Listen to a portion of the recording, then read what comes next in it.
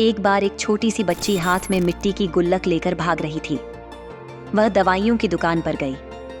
वहां पर वह काफी देर तक खड़ी रही, लेकिन दुकानदार का ध्यान उसकी ओर नहीं गया। उसने दुकानदार को कई बार बुलाया भी, लेकिन भीड़ इतनी ज्यादा थी कि उसकी ओर ध्यान नहीं गया। बच्ची को थोड़ा सा गुस्सा आया, तब उसने अपनी मिट्टी की गुल्लक काउंटर पर जोर से रख दी। इसके बाद दुकानदार और बाकी सब लोग उस बच्ची की तरफ देखने लगे। फिर दुकानदार ने बच्ची से पूछा, बेटा आपको क्या चाहिए?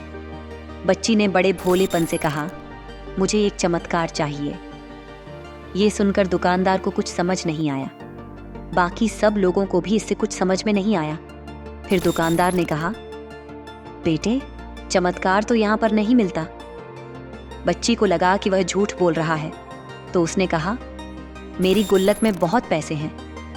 बच्ची ने दुकानदार से पूछा, आप बताओ आपको कितने पैसे चाहिए? लेकिन मैं यहाँ से चमत्कार लेकर ही जाऊंगी। काउंटर पर एक आदमी खड़ा था। उसने उस बच्ची से पूछा, बेटा तुम्हें क्यों चाहिए चमत्कार? तब उस बच्ची ने अपनी कहानी सुनाई। उसने कहा, अभी कुछ दिन पहले मेरे भाई के छाती में बहुत तेज दर्द हुआ। मेरे पापा मम्मी उसको हॉस्पिटल ले गए। उसके बाद कई दिनों तक मेरा भाई घर नहीं आया।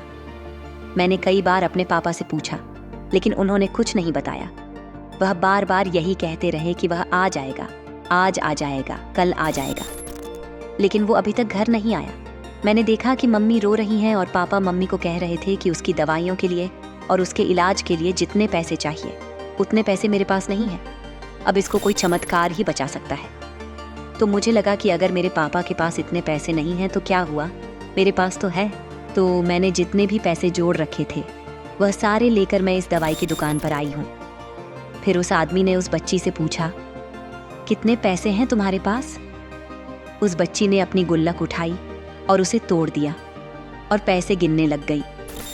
बाकी सब लोग खड़े होकर उसको देख रहे थे। थोड़ी देर बाद उसने सारे पैसे अपने हाथ में इकट्ठे किए और बोली, मेरे पास में पूरे 23 रुपये हैं। वह आदमी थोड़ा सा मुस्कुराया और बोला, अरे वाह, तुम्हारे पास तो पूरे पैसे हैं, इतने ही रुपयों में आता है चमत्कार। यह सुनकर वह बच्ची बहुत खुश हो गई और बोली, चलो मैं आपको अपने पापा से मिलवाती हूँ। बाद में पता लगा कि वह आदमी कोई आम आदमी नहीं था, बल्कि एक बहुत बड़ा डॉक्टर था और उसने सिर्फ 23 रुपये में उसके भाई की सर्जरी कर दी।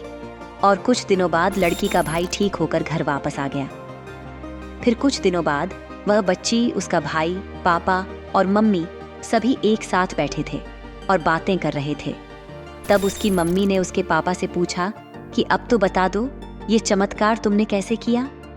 तो उन्होंने अपनी बेटी की ओर देखा और बोले, यह चमत्कार मैंने नहीं, इस बच्ची ने किया है। हाँ, यहाँ पर एक बहुत बड़ी बात है जो मुझे छोटी सी बच्ची से सीखने को मिली। जिंदगी में कभी कभी ऐसा होता है कि हमें कोई रास्ता नजर नहीं आता है और हम हिम्मत हार जाते हैं। तब हमारे अंदर एक बच्चा होता है जो कोशिश करने से कभी भी पीछे नहीं हटता। वह हार मानने को तैयार नहीं होता क्योंकि उसको सब समझ नहीं आता। वह बच्चा जिसके लिए कुछ भी नामुमकिन नहीं है, क्योंकि वह हर हाल में कोशिश करता रहता है।